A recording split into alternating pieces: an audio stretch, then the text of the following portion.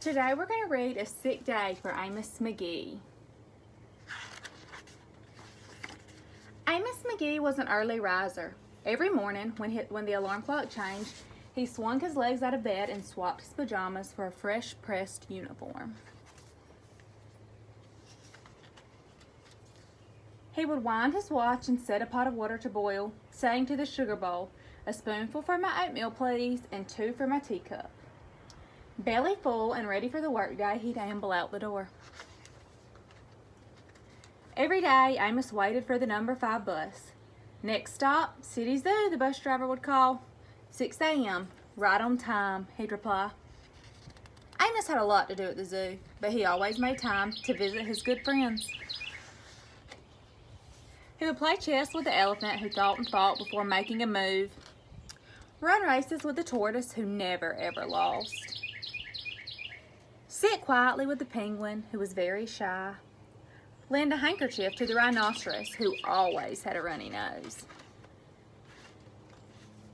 and at sunset read stories to the owl who was afraid of the dark.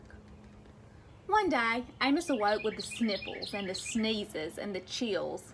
He swung his achy legs out of bed, curled them back again, and said, I don't think I'll be going to work today." Meanwhile at the zoo, the animals waited for their friend.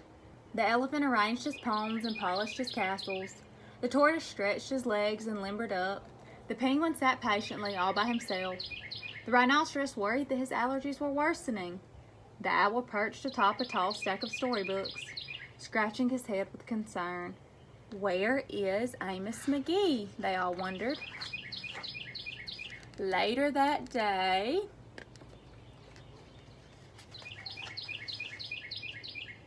oh, they're at the bus stop. Wonder where they're going. They're on the bus.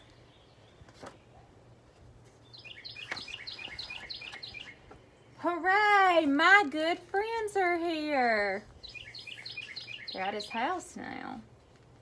The elephant prepared a game of chess. Amos thought and thought before making a move.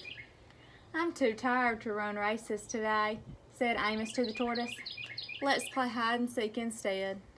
The tortoise hid inside his shell. Amos hid beneath the covers. Amos yawned. "I could use a nap." The penguin sat quietly, keeping Amos's feet warm. Achoo! Amos awoke with a sneeze. The rhinoceros was ready with a handkerchief.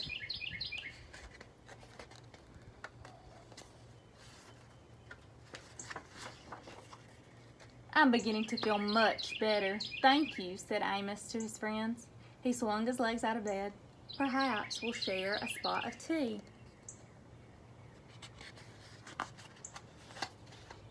Amos wound his alarm clock. "It's getting late," he said. After all, we all have a morning bus to catch.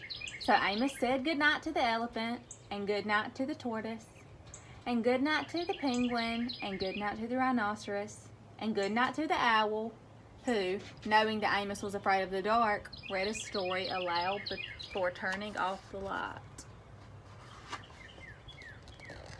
The end.